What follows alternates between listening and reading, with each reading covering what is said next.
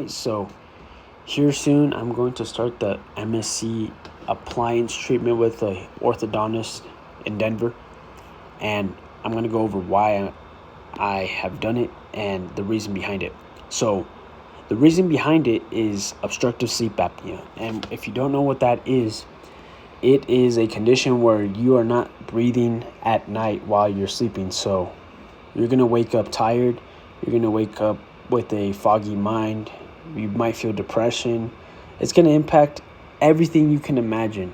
Anything that an energy drink can fix, that is what sleep apnea causes. So this is why I'm doing it. And from this picture right here, you can see my upper jaw and my lower jaw.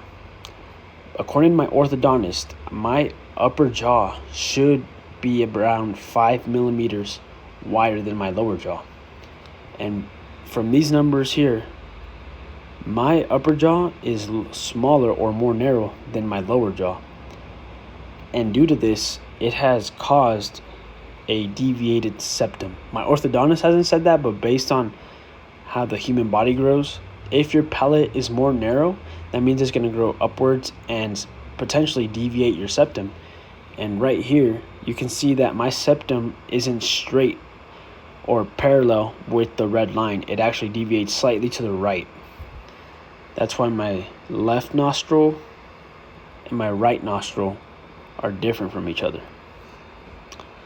So what this appliance is going to do is it's going to widen the upper part where it says 61.6. It's going to create more bone in my face and expand the nasal passages or the nasal cavities so I can breathe more through my nose.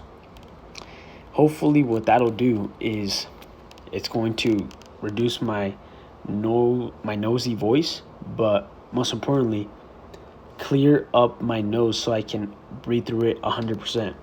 Sometimes when you have a narrow palate, you will have a stuffy nose even when you don't have allergies, just because of the tight space that the air has to travel inside your body. It's like breathing through a straw.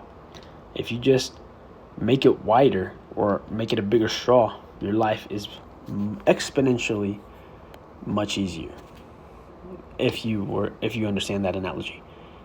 So here, looking at my CBCT scan, I knew I had to get this appliance because, first and foremost, my jaw. So you see these teeth in the back that are not aligned with the other ones?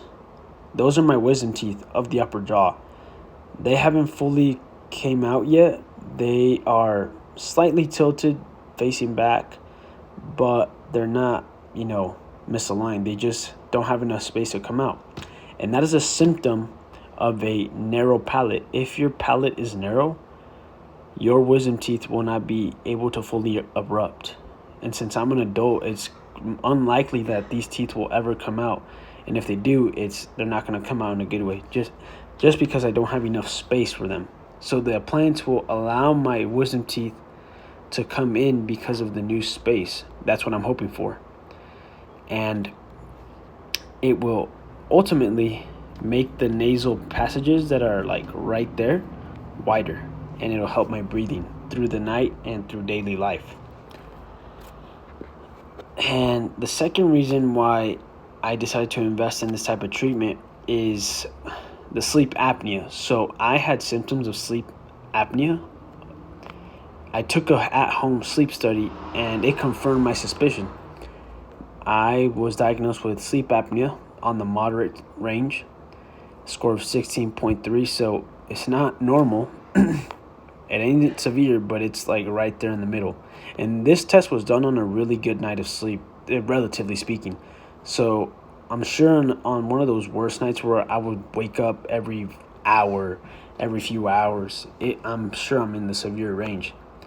And now the question is, why am I doing a invasive procedure that's gonna literally cut through my bone? This is the appliance that I'm gonna get. Why would I get this type of appliance where it's invasive? They're gonna screw in screws and literally split my bone. Well, you can either do CPAP, jaw surgery, this appliance, or take medication. So medication's out the window because it's not a solution. The CPAP machine, I did buy it, and it's helping me now much better, but it's not perfect. And I also don't want to wear a machine or a mask my whole life like Darth Vader. And nobody should live like that.